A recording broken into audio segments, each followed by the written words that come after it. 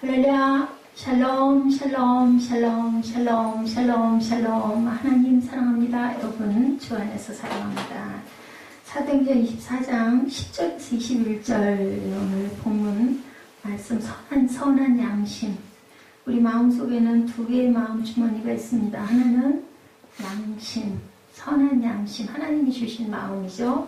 그리고 또 하나는 양자에서 야에서 하나를 떼면 뭐예요? 아죠? 앙심이라는 악한 마음, 그런 것이 있습니다. 우리 마음을 움직이는 두 개의 힘, 양심은 하나님이 창조하신 선한 마음, 그리고 하나는 뭐예요? 악한 우리 마음에 있는 죄성을 얘기하죠. 인간이 타락해서 그 기능이 많이 망가졌지만 여전히 우리를 올바른 방향으로 인도하시는 창조주의 마음, 창조주의 목적을 우리 마음 안에 항상 가지고 있어요. 아까 영상을 보니까 모르죠. 장모님이 먼저 가셨는데 그만 그 뒤를 따라서 사위가 가면서 아내를 걱정하는 그런 마음. 아무도 우리가 살아갈 날이 얼마나 남았는지, 내 몸 안에서 뭐가 일어나고 있는지는 알 수가 없어요. 대장암 말길에 가서야 암이 있다는 걸 알게 되고, 너무너무 안타깝고 있는 가족들을 붙들고 아무리 무슨 말을 해도 소용이 없어서 편지를 적은 것. 아까 또 강아지 한 마리가 12년인가요? 그 기간 동안의 세월을 자기를 길러준 그 주인을 그렇게 기억하는 그런 것들을 보면서 우리 마음 안에 선한 마음들이 참 많다라는 생각을 합니다. 그리고 그것이 어떤 상황이어도 내 형편과 상황 상관없이 그래서 감사할 줄 아는 마음을 가져야 된다. 우리가 새벽 예배에서 함께 나눴죠. 그럼에도 불구하고 우리가 항상 기뻐하고 감사할 수 있어야 된다. 왜냐하면 언제 우리가 마지막 그날을 맞이할지 아무도 모르기 때문에 항상 감사의 마음을 품어야 되겠죠. 인간이 타락해서 그 기능이 많이 망가졌지만 이렇게 하나님께서는 우리 마음 안에 지키고 계신다. 아메리카 인디언 부족이 인간의 양심을 삼각형으로 형상화했다고 합니다. 인간이 나쁜 짓을 하면 마음이 불편하고 고통스러운 이유는 삼각형으로 생겨 있어서 뾰족한 꼭지가 마음을 꼭꼭 찌른다. 그래서 삼각형이다. 그리고 또한 그렇지 않은 마음, 동그란 마음, 어른들의 양심은 원형으로 그렸다고 그래요. 그거는 부드러워져서 둥그러진 게 아니라 찔려도 찔림을 못 느끼기 때문에 둥그런 마음이다 라고 얘기를 했다고 합니다. 이래서는 안 되겠죠. 삼각형의 뾰족한 마음이라도 지니고 있어야 잘못됐을 때 뾰족한 것이 찔러서 내가 깨달을 수 있어야 될 것 같습니다. 바울의 선한 양심은 과연 어떤 양심인지 오늘 본문을 통해서 함께 나눠봅니다. 참된 믿음은 양심으로 뭐를 이겨내요? 아까 말씀드린 재밌는 표현, 앙심을 이겨낼 줄 알아야 바로 참된 믿음이다. 그렇죠? 꼭꼭 찔러서라도 깨달아서 알고 그것을 벗어나려고 하고 노력해야 되겠죠? 어떤 노력이 없이는 우리 인생을 살아갈 수가 없어요. 매일매일 여러분들, 저는 가끔가다 밥 먹는데 너무 귀찮을 때가 있어요. 그 살 자격이 없는 거죠. 그 생각을 하면서 그래도 먹어야지 하고 먹습니다. 혼자 먹는 밥 때로는 정말 말았으면 좋겠고, 이렇게 뭐가 많아요. 복잡해요. 떠서 챙겨서 먹고 나면 치우는 것도 얼마나 많은지 참 안 했으면 좋겠는데 이것도 노력이구나. 그래서 그 얘기를 한다고 그러죠. 한 문자로 식사라는 뜻, 밥식자, 일사자예요. 밥을 먹는 일입니다. 그래서 그 말이 굉장히 삭막한 말이에요. 그래서 식사하세요 소리보다는 우리 함께 진지 잡수세요 하는 말을 하는 게 옳고 좋다라는 얘기를 제가 언젠가 들은 적이 있습니다. 우리 모든 삶이 이런 노력이 수고 없이는 환란을 기쁘고 즐겁게 위한다. 우리 일부 예배 때 예지한테 물어봤어요. 공부하는 게 재밌냐고. 그랬더니 아니라고 그러더라고요. 근데 왜 하니? 그랬더니 원하는 학교에 가려고 해요. 그게 정말 굉장히 힘들죠. 혼란스러워요. 그렇지만 해야 되는 거 목적이 있기 때문에 열심히 하루하루 극복하고 이기고 나아갑니다. 이렇게 우리가 뭐든지 다 노력하지 않으면 이룰 수가 없다. 십자가의 능력은 우리로 하여금 선한 양심이 살아나도록 역사한다. 왜냐하면 십자가의 능력을 믿어야 우리가 아까 우리 묵상글에서 제가 말씀드렸죠. 우리는 죽을 수밖에 없는 이미 죽은 자와 마찬가지인데 예수 그리스도의 보혈의 피로 인하여 우리는 살아있는 사람이 되었기 때문에, 그죠? 우리는 노력해야 된다. 선한 양심을 따라 살아가도록 역사하는 것이 바로 누구예요? 성령님이세요. 성령의 능력으로만 우리가 모든 것을 할 수 있죠. 진정 믿음으로 살아간다면 선한 양심의 소리가 더 크게 자꾸 들려야 됩니다.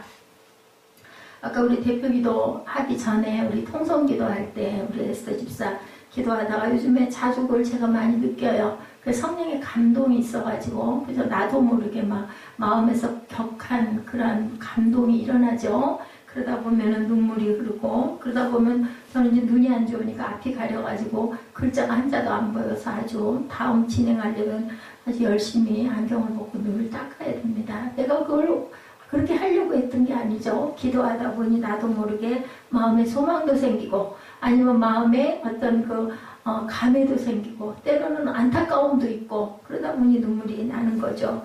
예, 우리가 기도를 할 때 조금 길 수 있어요. 지루할 수 있어요. 듣는 자가 지루할까봐 마음이 급해서 빨리 갈 수 있는데 대표기도는 되도록이면 천천히 그죠? 듣는 자들도 그런 부분을 좀 이해하고 이렇게 지루한 마음이 드는 거는 성령의 감동이 오지 않았기 때문이에요. 그렇기 때문에 저도 그런 경향이 있습니다. 기도할 때나 설교할 때 아유 듣는 사람 지루하겠네. 빨리 끝내줘야지. 기도도 지루하겠네. 얼렁얼렁하고 빨랑 끝내줘야 막 말이 빨라지면 은혜가 없어요. 그렇기 때문에 기도할 때는 상대방 상황 생각하지 말고 감동대로 또박또박 천천히 그리고 또 함께 본문을 읽거나 할 때도 되도록이면 서로 맞춰가지고 너무 빨리 가지 말고 천천히 해야 됩니다.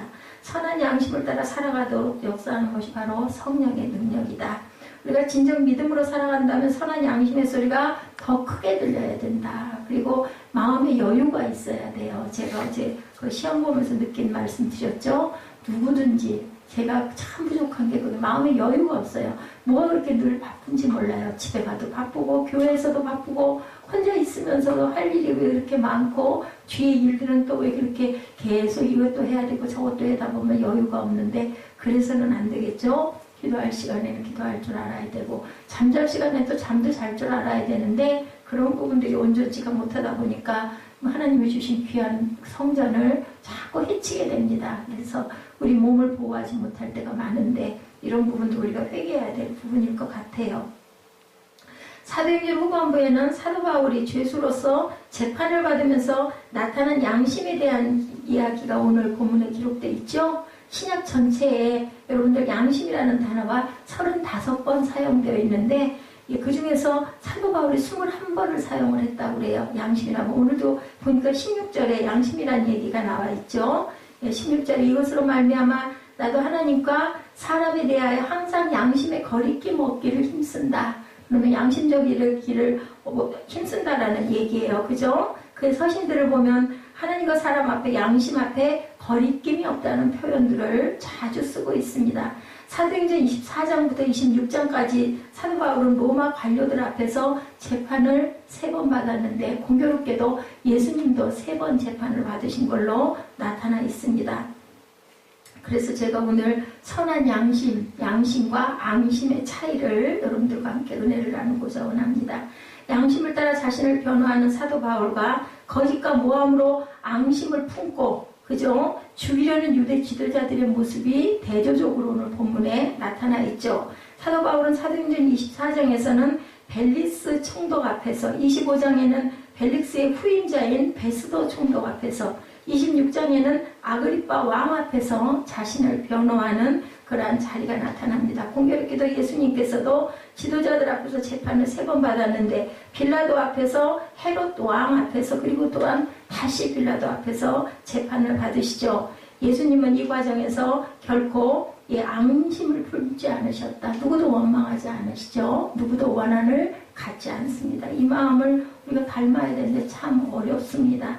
끝까지 선한 양심으로 재판을 받죠. 예수님이 앙심을 품으셨다면 부활 이후의 일들이 모두 다 복수의 여정이 됐을 거예요. 왜냐하면 나를 죽이고 나를 괴롭히고 나를 핍박했던 유대인들은 아무도 한 사람도 살려둘 사람이 없었겠죠. 근데 예수님은 그러시지 않으셨죠. 선한 양심을 따라 재판 과정에서도 그렇고 거짓과 모함으로 죽이려는 앙심 앞에서 그들을 용서하여 달라고 하나님께 끝까지 기도하신 예수님의 마음. 사도 바울이 가이사라로 호송되죠. 가이사랴에 도착한 직후에 대제사장 아나니아와 몇몇 장로들과 더둘로라는 변호사가 와서 바울을 고소하는 장면이 나타납니다.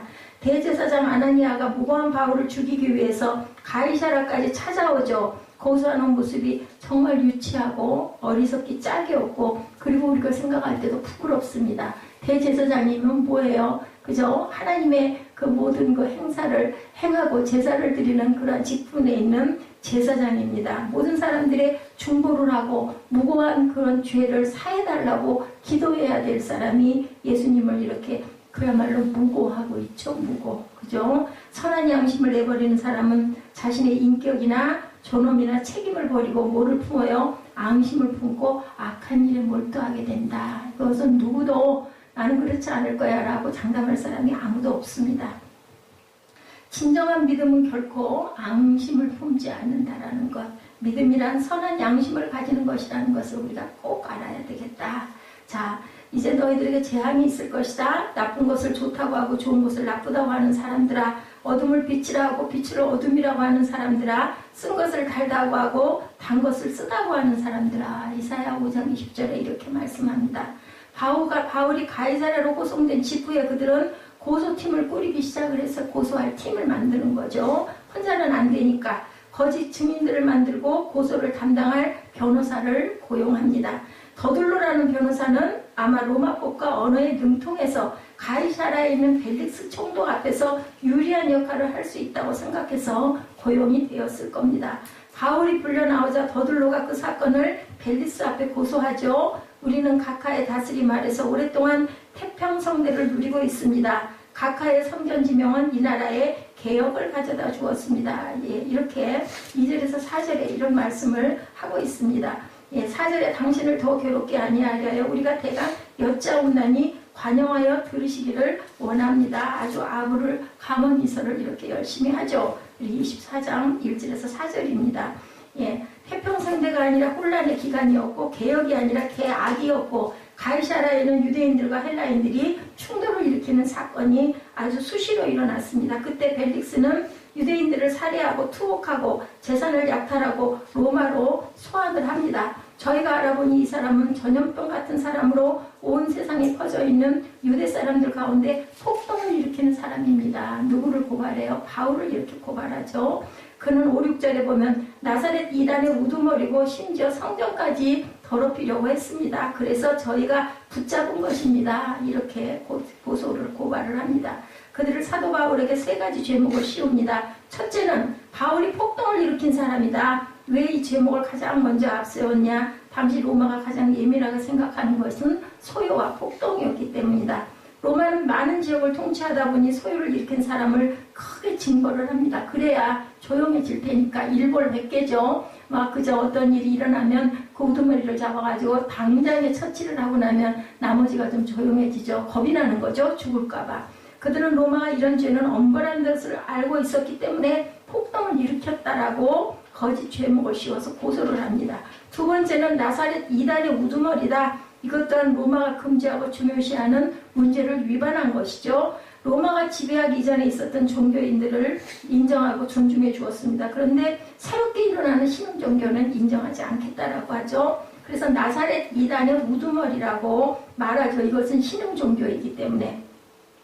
그래서 로마가 용납하지 못하도록 꾸민 겁니다. 세 번째는 성전을 더럽히려고 했다. 이 부분에도 아주 정교하게 화술을 부리죠. 더럽혔다라고 하지 않고 더럽히려고 해서 우리가 이 사람을 잡아왔습니다. 이렇게 얘기합니다. 당시 로마가 예루살렘 성전을 더럽히는 죄에 대해서 굉장히 예민한지를 알고 계산된 그러한 그 고소였습니다. 사도 바울이 명쾌하게 여기서 대답하죠. 사도 바울이 이 3가지의 고소에 대해서 해명합니다. 첫 번째, 폭동을 일으킨 것은 전염병과 같은 사람이라는 고소. 12일밖에 나는 되지 않았다. 그리고 7일 동안은 정결의식을 해놨기 때문에 나는 어디도 두문불출하고 예배의식에만 참여했다. 그렇기 때문에 내가 폭동을 일으킬 여유가 없었다. 언제 폭동을 일으킬 준비를 하고 소요를 일으켰겠느냐 명확하게 답변합니다. 두 번째, 나사렛 이단의 우두머리라는 고소에 대해서는 자신은 유대인들과 동일한 소망을 가진 사람이라면서 다른 믿음을 나는 가진 적이 없다라고 얘기합니다.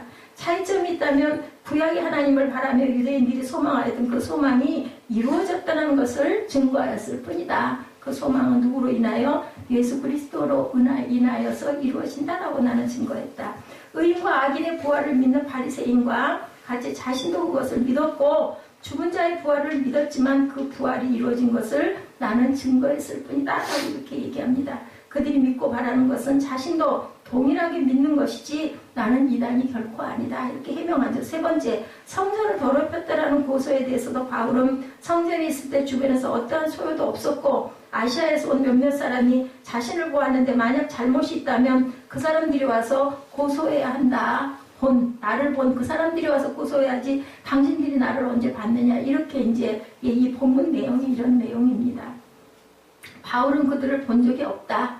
당신들이 나를 못 봤는데 내가 성전을 더럽혔는지 안 더럽혔는지 당신들이 알겠느냐? 나와 함께 있었던 그 몇 명의 사람들이 와서 얘기를 한다면 내가 그 부분에 대해서는 인정을 하겠다라고 이렇게 아주 명쾌하게 짧고 단호하게 대답을 하죠. 바울이 선한 양심 앞에서 나는 거리낌 없는 진실을 해명했다라고 16절에 이렇게 고백을 한 거죠. 증거합니다. 이처럼 양심은 여러분들 수만 명의 증인과도 같다예요. 우리 마음 안에 있는 양심은 본인이 알죠. 내가 양심에 가책이 있는지 내가 마음에 잘못된 게 있는데 없는 척 하는지 진짜 나는 맑은 마음을 가졌는지 누구보다도 자신이 스스로가 압니다. 자, 이렇게 사도 바울은 자신이 예루살렘에 온 이유를 설명합니다. 24장 17절이죠. 저는 제 민족에게 구제금을 전달하고 예물도 드리려고 여러 해 만에 예루살렘에 나는 온 거지 뭐 폭동을 일으키려고 온 것도 아니고 성전을 더럽히려고 온 것도 아닙니다. 도리어 도와주려고 왔다라고 이렇게 얘기를 합니다. 그리고 그리스도인들은 서로 사랑하며 구제하며 나누는 정말 사랑과 평화가 있는 공동체라는 것을 어느 정도 듣고 있었을 건데 벨릭스는 그죠? 예루살렘의 사도들의 증거를 통해서 예수님의 부활을 들었고 그리스도인들의 삶을 관찰하고도 있었을 것이라는 거죠. 오늘 본문 22절부터 후반 27절까지 벨릭스의 태도를 설명하고 있죠. 그는 예루살렘에서 이 사건을 목격한 천부장이 오면 재판을 하겠다라고 이렇게 얘기를 합니다. 26, 7절에 그러죠. 이태가 지난 후 어떻게 돼요? 부르기오 베스토가 벨릭스의 소임을 이어받으니 벨릭스가 유대인의 마음을 얻고자 하여 바울을 구류하여 두니라. 이렇게 끝납니다. 왜요? 마음을 얻으려고 일단 바울을 그냥 놔두는 거죠. 구류하여서. 그래서 2년 동안 새 집을 얻어주고 자유도 주고 그죠? 이렇게 하는 것을 봅니다. 자, 사도 바울에게 어느 정도 자유를 이렇게 주죠. 그리고 친구를 만날 수도 있도록. 그래서 그때 많은 사람들이 바울을 찾아와가지고 바울의 귀한 강론을 많이 들었다라고 얘기를 해요. 오죽하면 죄인인데도 불구하고 집도 주고 자유도 허락해주고 사람들이 방문도 할 수 있게 해주는 그러한 일을 한 것은 왜 그랬다라고요? 많은 사람들이 민심을 얻고자 해서 보르기오 베스토가 벨릭스의 소임을 이어받으면서 그 벨릭스가 유대인의 마음들을 얻고자 해서 이렇게 했다라는 겁니다. 이래서 사도 바울에게 어느 정도 자유를 주는 모든 것은 사람들의 마음을 얻고자 그 아내가 보니까 유대인이에요. 벨릭스 총독의 아내가 사도 바울을 불러서 예수님을 믿는 믿음에 관해서 설명을 듣습니다. 아무래도 아내가 들어보자고 했겠죠. 부인 말을 대개는 남편들은 무시할 수가 없어서 들어야 되니까 와서 듣는 내용이 나타나 있습니다. 동시에 그는 혹시 바울이 자기의 뇌물을 바치지 않을까 하는 바람으로 바울을 수시로 불러들여서 26절에 보니까 함께 대화를 나눴다라고 얘기하죠. 어떻게 보면 약사 빨라요. 비양심적으로 혹시 나한테 뭔가 좀 주지는 않을까? 이런 마음을 가졌다라는 거죠. 바울이 이방에서 예루살렘을 위한 구제금을 모아왔다고 하니까 그 구제금을 나도 좀 나눠주지 않을까? 이런 그 바람을 받았다는 거죠. 비양심적인 모습이죠. 유대 사람들에게 환심을 사려고 사도 바울을 그대로 내버려도 두었다. 사도 바울을 2년 동안 감옥에 방치합니다. 그러니까 감옥이라는 게 그냥 감옥이 아니고 집을 얻어서 줬다라는 거예요. 자, 무죄이고 석방해야 하는데 유대인들이 자신을 정치적인 위치를 어렵게 할까봐 결국은 어떻게 해요? 사형을 언도한 것과 같다. 그렇다고 그가 그 자리를 계속 유지했느냐? 아니에요. 그 자리에 있지 못하죠. 결국은 로마로 소환을 받고 추방이 됩니다. 추방이 된 결말은 뭐였을까요? 결국은 죽을 수밖에 없는 상황. 살려고 하다 보니까 결국은 죽을 것이다. 주님의 말씀이 딱 맞죠? 생명을 얻고자 하면 생명을 잃을 것이요. 그게 그대로 실현이 됩니다. 양심이 살아나서 복음을 받아들일 수 있는 기회가 여러 번 있었을 거예요. 왜냐하면 많이 불러가지고 아내하고 같이 좋은 강론을 많이 들었어요. 그게 바로 기회였는데 결국은 그 기회를 잃어버리고 앙심에 굴복을 하고 죽음의 선택의 기로로 간다. 그래서 믿음과 선한 양심은 어떤 것인가? 선한 양심이 있고 우리 마음 안에는 연약한 양심이 있습니다. 어떤 양심이요? 흔들리는 양심이죠. 그리고 부패한 양심이 있습니다. 더럽고 썩은 냄새나는 양심도 우리 안에는 지니고 있죠. 그래서 결론은 화인 맞은 양심이 된다. 껍데기로는 인척하고 실제로는 아닌 그런 양심을 갖고 있다. 처음에는 양심이 민감하게 역할을 해요. 벨릭스 총독도 마찬가지였을 겁니다. 그리고 약해질수록 점점 부패해지죠. 우리 음식물 냉장고에 보관하다가 나빠지다 보면 시들다가 나중에는 멀렁멀렁하죠. 그래지다가 결국은 썩어지는 거죠. 완전히 기능을 상실하는 화인 맞은 양심으로 이렇게 악화될 수도 있다. 우리 마음도 항상 움직이고 있습니다. 벨릭스도 처음에는 양심이 있다가 조금씩 사라지더니 나중에는 뇌물을 원하죠. 그리고는 결국은 화인 맞은 양심이 될 수밖에 없다. 안 주니까 결국은 죽이는 사형을 언도하는 그러한 결과로 타락한 양심으로 갑니다. 자, 참된 믿음의 삶이란 그럼 뭘까? 우리는 어떻게 가야 될까? 이것은 타락한 양심이 점점 깨끗해져서 선한 양심으로 돌아가야 된다라는 거죠. 16절 말씀처럼 아무런 감각이 없는 원형과 같은 양심에서 삼각형의 양심으로 찔리는 양심으로 회복이 될 줄 알아야 된다. 찔리고 아프니까 그 부분을 회복하려고 노력을 하게 되겠죠. 성령님의 역사하심이 나타나는 곳에는 뭐가 살아나요? 양심이 살아난다. 그리스도의 보혈의 역사가 나타나는 곳에는 양심이 깨끗해진다고 히브리서 기자가 증거합니다. 10장 22절이죠. 히브리서 우리가 죄악된 양심으로부터 마음을 깨끗이 씻고 맑은 물로 몸을 씻었으므로 확신에 찬 믿음과 참된 마음으로 하나님께 나아갑시다. 이렇게 증거하고 있습니다. 히브리서 기자는 사도 바울은 세상의 권력과 비양심적인 종교의 세력 사이에 끼어 있었지만 두려움이 없었어요. 그 사람은 아주 선포하죠. 나는 정말 선한 양심을 따라서 행했다. 담대하게 선포합니다. 세상의 권력과 충돌해서 나는 혁명을 결코 일으키려고 하지 않았다. 하나님의 증거자로 서 있었다. 종교개혁자 마틴 루터도 종교개혁 내용을 발표할 때 엄청난 핍박과 방해와 살해와 위협 속에 있었지만 종교개혁을 계속 이뤄갈 수 있었던 이유는 선한 양심을 따라 행했기 때문이다라고 그도 그렇게 고백을 하는 부분을 우리가 볼 수가 있습니다. 이런 것처럼 우리는 항상 선한 양심을 따라서 가야 된다.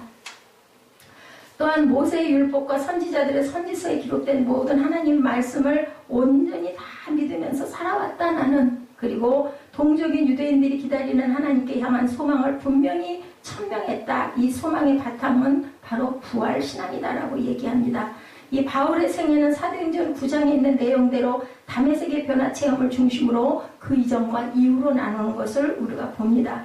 다메섹에 예수 믿는 사람들을 박해하려고 가던 사도 바울이 강한 빛 앞에서 그만 눈이 멀어 보이죠? 안 보이죠? 그리고 예수님의 음성을 듣습니다. 사울아 사울아 내가 어찌하여 나를 박해하느냐. 예수님의 음성과 부르심을 체험한 이후로 완전히 변화가 돼서 새 사람이 새로운 인생을 걸어가게 되죠. 이전에는 예수 그리스도가 하나님의 아들이신 메시아인 것을 부정하죠. 그리고 믿지 못하던 사울이 예수가 누구신지에 대한 믿음이 생기고 나서부터는 완전히 다른 사람이 돼서 새로운 사람이 되죠. 예수님 베들레헴에서 동정녀 마리아에게서 나시고 나사렛에서 자라시고 세례 요한에게 세례를 받으시고 40일간 광야에서 금식하신 후에 회개하라 천국이 가까웠느니라는 회개의 그 복음을 선포하시며 각양 비유로 하나님의 나라를 교훈하고 전파하셨다. 이렇게 믿게 되죠. 예수님은 33세 되시던 해에 6월절에 붙잡혀서 예루살렘 성문 밖에 골고다 언덕에 있는 십자가의 못 밖에 돌아가셨다. 그리고 중요한 것 사흘 만에 부활하셨다. 유럽인들은 크리스마스보다 성탄절보다 부활절을 굉장히 크게 축제로 벌인다고 그래요. 부활의 영광처럼 큰 게 없죠. 예수님이 나셨지만 부활의 영광이 없었다면 우리도 살 수가 없기 때문이기도 합니다. 40일을 이 땅에 계시다가 아버지 곁으로 승천하셨다. 그리고 나서 다시 언제 오신다 그래요? 50일 때 되는 날 오신다. 오순절이라고 얘기하죠. 그래서 우린 이런 사실을 아는 것만으로 족할 것이 아니고 예수님의 십자가 부활과 승천 그리고 다시 오실 재림의 약속이 믿어져야 한다라는 겁니다. 영의 세계는 뭘로만 영으로만 깨닫고 알고 믿을 수 있는 거다. 예수께서 말씀하시는 뭐라고 말씀하세요? 귀 있는 자는 들을지어다. 저도 지금 여러분들에게 말씀을 드리면서 제가 들어요. 예, 저는 늘 느끼는 은혜가 뭐냐면 우리 성도들 많지 않으시잖아요. 늘 새벽마다 예배를 하면서 내가 만들어서 내가 설교를 하면서 예, 내가 듣는구나. 그리고 깨닫고 그리고 회개하고 그래서 마음밭을 자꾸 예, 기경을 해가라고 하나님께서 나를 이렇게 세워놓으셨구나라는 것을 굉장히 깊이 깨닫습니다. 그래서 스스로도 듣고 들은 것을 우리가 조금씩이라도 아주 바늘기만큼이라도 실올이라고 얘기하죠. 우리 그 5천의 올 그만큼씩이라도 조금씩 깨달아 알았다. 아들을 통해서 굉장히 많은 걸 깨닫습니다. 아주 정말로 미운 짓을 많이 하거든요. 정말 쳐다보고 싶지도 않을 때가 얼마나 많은 순간 하루에도 뭐 수백 번씩 사무엘하고 함께 있으면 마음의 평강이 깨진다고 제가 늘 얘기를 합니다. 근데 보내놓고 생각을 하면 안에서 성령이 말씀을 하세요. 그 아들을 너한테 준 이유를 네가 꼭 기억을 하고 알아라. 깨달아라라는 말씀을 하죠. 못된 성품 고치고 그리고 인내도 배우고 그리고 또 사랑할 수 없는 그 모습들도 그것도 사랑할 줄 아는 예수님의 마음을 닮아가야 되겠다. 그러고 나면 그냥 또 잘못했구나. 또 내가 덫에 걸렸구나. 또 내가 악한 악심에 빠져가지고 막 아이를 미워하고 그 소리 지르고 그죠? 저주까지 하고 예, 그런 그 이 죄를 어떻게 할 것인가 하는 마음에 아주 불편한 마음을 갖습니다. 없을 때는 오히려 그렇게 안 됐고 그냥 사랑의 마음이 솟아나는데 전화하다가 얘기하다 보면 또 막 올라가죠. 이 반복을 합니다. 하나님께서 깨닫고 알으라고 마지막 회개하고 네 소명이 바로 그거다라고 주신 거라고 저는 생각을 합니다. 듣는다는 말은 깨달아 알고 믿고 순종하고 전파한다는 뜻을 갖고 있어요. 여러분들 그냥 듣고만 말아가지고는 아무 소용이 없습니다. 듣잖아요. 우리 맨날 사도 바울도요. 그거 눈 그렇게 해서 깜깜하게 감기고 나서 나중에 어떻게 해요? 광야에서 3년 동안 성경을 엄청나게 공부했을 거예요. 기도 생활도 했을 것이고 그리고 깨달아 알게 되죠. 그리고 나와서 전파합니다. 그래서 교회라는 것은 우리가 모여서 예배를 드리고 나면 세상 가운데로 나가는 거예요. 각자의 자리에서 뭐 꼭 선교를 하러 선교사로 나가는 게 아니라 직장으로 학교로 가정으로 그죠? 또 목회자들은 목회의 자리에서 열심히 전파하고 선포할 줄 알고 지키고 행하고 나아갈 줄 알아야 된다는 거죠. 사도 요한은 요한계시록을 기록하면서 이 예언의 말씀을 뭐라 그래요? 읽는 자와 듣는 자와 그 가운데 기록한 것을 지키는 자는 복이 있나니 때가 가까움이라. 계시록 1장 3절입니다. 이렇게 얘기해요. 지켜야 된다는 거죠. 다 못 지킵니다. 마음 먹었다가도 또 허물어지고 우리 마음 안에 그 악심, 앙심이 있어가지고 흔들리죠. 흔들리는 게 나중에는 흔들리다가 그냥 잔잔해지기도 합니다. 그냥 그걸 그대로 밀고 가기도 해요. 근데 순간순간 그 찌르는 모서리가 여러분들 있어야 된다는 거. 둥그러지면 안 되죠. 그래가지고 그냥 그 정도야 뭐 남도 다 하는데 그럼 크리스찬이 아니죠. 우리가 다 못 지킬 망정 그래도 찔림은 좀 있어야 되죠. 그래서 사도 요한이 이 얘기를 합니다. 유대인은 부활과 천사와 영을 믿는 바리새인들과 부활도 천사도 영도 믿지 않는 사두개인으로 두 가지는 아닙니다. 부활 그런 거 없어. 우리는 그냥 살아있을 때 멋지게 신나게 잘 누리면서 잘 먹고 마시면서 잘 행복하게 살아야 돼. 이게 바로 사두개인들이다. 그리고 그래도 부활도 있어 천사의 영도 있어. 바리새인들은 이렇게는 생각을 했다는 거죠. 사도 바울은 그와 같은 그 동족들의 정황을 너무나 잘 알고 있었기 때문에 때를 놓치지 않고 명확하게 부활신앙에 대해서 언급을 합니다. 의인과 악인의 부활이 있다는 확신과 믿음을 증거했다. 의인의 부활도 있고 악인의 부활도 있다.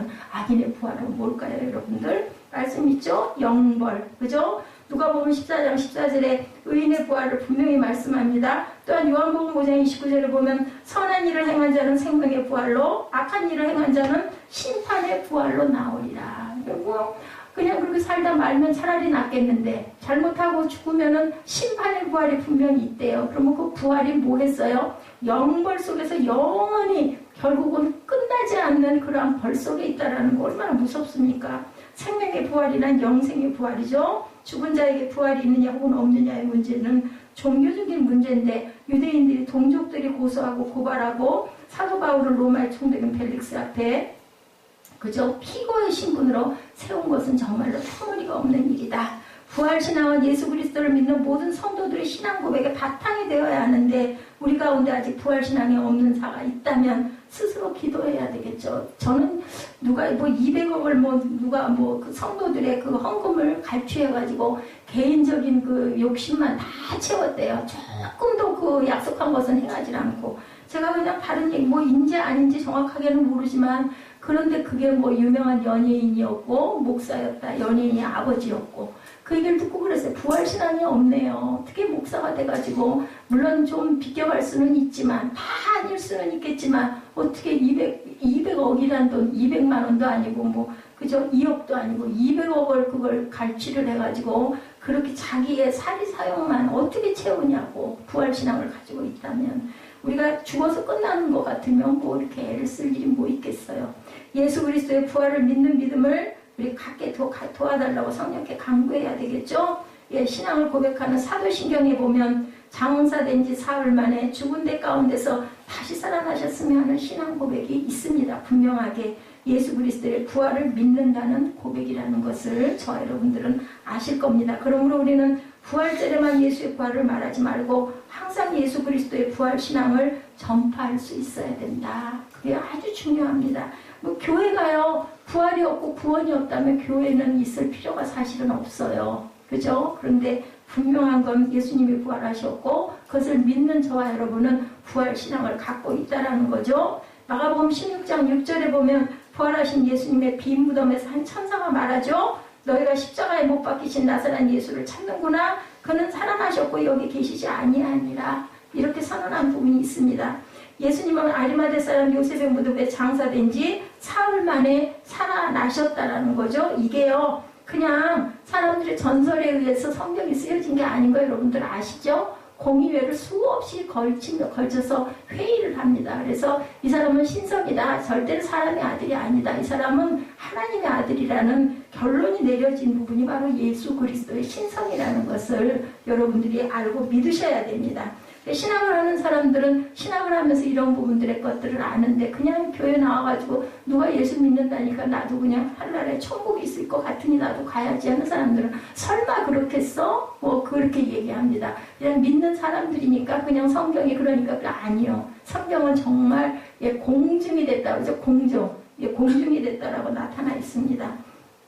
예수님은 영원하신 하나님의 아들이시며 하나님 그분 안에 계신 하나님 자체이시다. 어떤 분들이 그러더라고요. 나보다 훌륭한 사람들이 그렇게 많은 사람들이 예수라는 사람을 믿으니 이렇게 맞겠지. 그러니까 나도 그냥 믿을 거야. 머리 아픈 생각 별로 하고 싶지 않아. 이렇게 얘기를 한다는데 우리가 알 건 좀 알아야 되고 여러분들 성경도 어느 정도의 맥과 흐름을 알아야 은혜를 받으실 수 있어요. 그래서 굉장히 중요합니다. 그래서 흐름을 좀 일단은 아시고 그래서 확실한 믿음을 갖고 믿을 때 덮어놓고 믿지 말고 여러분들 열어놓고 믿으시기 바랍니다.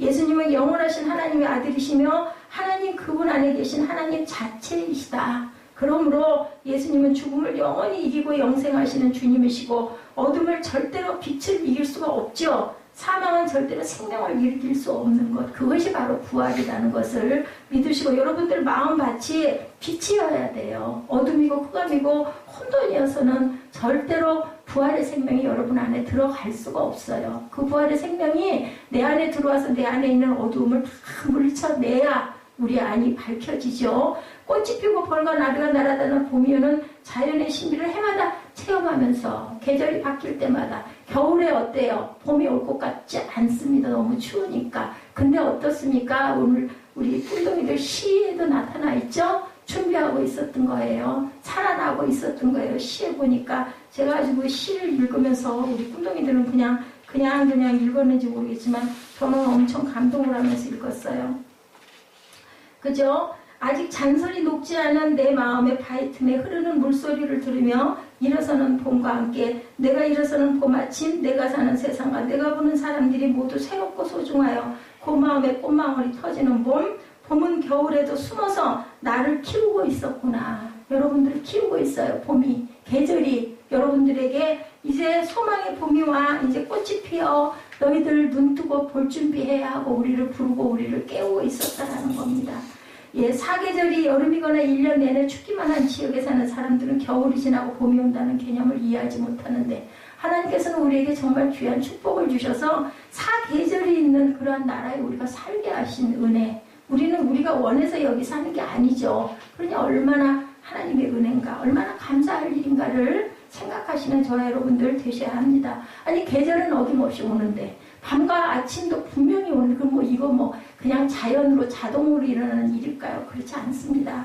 자, 우리는 이렇게 체험함으로 알아야 되고, 부활이란 그런 것이라는 것을 알아야 되고, 이 같은 자연의 신비나 부활의 신비는 말로 설명될 수 있는 차원이 아니라는 것도 알아야 되고, 내가 원한다고 오고 계절이 내가 원하지 않는다고 오지 않는 것도 알아야 되고, 밤과 낮도 마찬가지죠. 좀 더 밤이 길었으면 싶지만 시간 되면 어김없이 태양이 떠오르고 우리는 움직입니다. 일어납니다. 깨어서. 이런 것도 우리 힘으로 될 수 있는 일이 아무것도 없다라는 것을 우리가 알아야 되고, 평생 눈을 한 번도 보지 못하고 크리스마스를 지내는 나라도 있죠. 하늘에서 내리는 눈이요, 그죠? 열대지방에 사는 사람들이 흰눈 사이를 썰매를 타고 달리는 기분 상쾌도 하다 하면 그거 마음에 그렇겠네 마음이 오겠어요, 그죠? 막연할 거예요. 그 눈은 도대체 뭘까? 모르니까, 눈이 뭔지를 모르니까. 이런 크리스마스 캐롤의 맛을 느낄 수가 없는데 우리는 모든 걸 다 느낍니다. 계절 안에 계시는 하나님을 여러분은 하늘의 섭리와 신비를 기억하고 아시기 바랍니다. 예수 그리스도의 부활이란 이런 것과 또 비교할 수 없는 하늘의 신비라는 것, 그러므로 부활신앙을 갖고 살아간다는 것은 놀라운 축복이라는 것, 저는 두렵지가 않아요. 그죠? 뒷정리를 좀 잘해야 할 텐데 이런 마음은 있지만, 그리고 또 너무 많이 아프거나 너무 많이 불편하다가 가면 안 될 텐데 이런 마음은 있지만 전혀 두렵지는 않습니다. 글쎄요, 하나님이 긍휼히 여기셔서 천국에 보내주시지는 않을까, 그런 기대, 혹시 내가 거기에 미치지도 못하는 건 아닐까, 이런 약간의 마음에 그죠, 갈등이 가끔은 있지만 죽기 살기로 매달려야지 어떡하겠어요. 그리고 마음밭을 아름답게 밝게 빛으로 그저 밝히고, 예수님이 앙심 먹지 않았던 것처럼 선한 마음을 자꾸 먹어야 되겠죠? 나를 힘들게 하고 나를 아프게 하고 나를 배반하고 그죠? 상처 줬던 사람들을 축복하고 갈 준비를 해야 될 겁니다. 근데 여러분들은 아직 당장 멀었어요. 근데 더욱더 알 수가 없습니다. 그러면은 안 되겠지만 젊은이나 나이 같은 사람이나 가고 오는 것은 때가 올 때는 그냥 그저 순서대로 왔는데 갈 때는 아무도 그 시간을 알 수가 없다. 성령님을 인격적으로 교제하며 살아가는 저와 여러분이 되어야 되고, 부활의 주님과 한 영이 되어서 동행할 때 성령과 우리가 함께 동행할 수 있다는 것도 기억하시기 바랍니다. 영국 역사에 유명한 제시 펜 루이스라는 여성 평신도 순회 설교자가 있었다고 합니다. 21살의 중생을 체험하고 66살에 하나님 앞으로 가기까지 평생을 복음 전파와 부활 신앙을 증거하는 일에 전력을 다한 주인공이었다고요. 그가 간증합니다. 처음에 귀용 부인이 쓴 십자가의 도라는 책을 읽다가 예수님께 평생을 헌신하며 살 것을 결단하게 되었다라고 간증했다고 그래요. 뿐만 아니라 앤드류 머레이의 그리스도의 영이란 책을 통해서 성령 충만에 대한 진리를 깨닫고 성령 충만을 목말라 하던 어느 날 아침 식탁 앞에서 아침을 먹으려다가 말고 순식간에 강력한 성령의 임재를 체험했다라고 간증합니다. 그 후로 그녀는 능력 있게 십자가의 도와 부활의 능력에 대해서 복음을 전파하는 권세 있는 복음 전파자가 되었다고 그래요. 그녀는 영국을 대표하는 캐직 사경에서 성경을 가르칠 정도로 성경의 그 능력을 받아서 아주 능통하게 되었고, 영국 교회 역사의 길이 빛나는 1904년 신앙 공부하신 분들은 알 거예요. 웨일즈 대각성 부흥운동과 성령운동에 불을 붙인 장본인이기도 했다고 합니다. 평생을 영국과 유럽 여러 나라들과 중국에까지 복음을 전하는 일에 평생을 바쳤어요. 그녀는 그의 책 십자가의 도라는 책에서 십자가와 부활에 대해서 명확하게 복음을 제시하고 설명합니다. 그녀는 책에서 로마서 6장을 설명하는데 그 내용은 예수 그리스도 안에서 함께 죽고 함께 사는 것이 무엇인가라는 것을 소개하는 내용으로 꽉 차 있다고 해요. 예수 안에서 죽고 예수 안에서 사는 삶이란 동전의 양면과 같은 분리할 수 없는 진리이다. 예, 그 박사의 그 마비 박사라는 분의 그 글을 인용했는데 우리가 모태에서 양수 가운데 탯줄을 통해서 온갖 영양의 섭취와 배설 행위까지를 일체 다 해결하며 지내다가 세상에 탄생하고 보면 전혀 새로운 세상이 7, 80년 동안 주어지는 것처럼 죽음과 부활을 따로따로 끊어서 설명할 수 없는 것이다 라고 이렇게 증거했다고 합니다.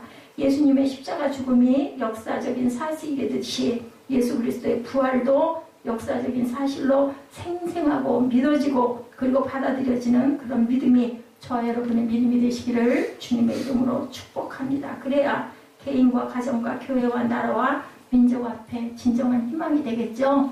얼마 안 있으면 우리들도 새로운 지도자 대통령을 뽑는 대선이 있어요. 항상 대통령 뽑을 때 그때마다 우리 마음에 소망을 품습니다. 그런데 또 실망도 하기도 하고 그리고 또한 우리가 갈등을 하기도 하죠. 우리 안에 소망의 마음, 하나님을 사랑하고 그리고 우리가 언제 어느 순간 어떻게 갈지 계절이 나와 상관없이 바뀌듯이 알 수 없는 그때를 준비하시는 부활 신앙의 저와 여러분 되시기를 주님의 이름으로 축복합니다. 우리 결단하시고 기도하는 시간 갖도록 합니다.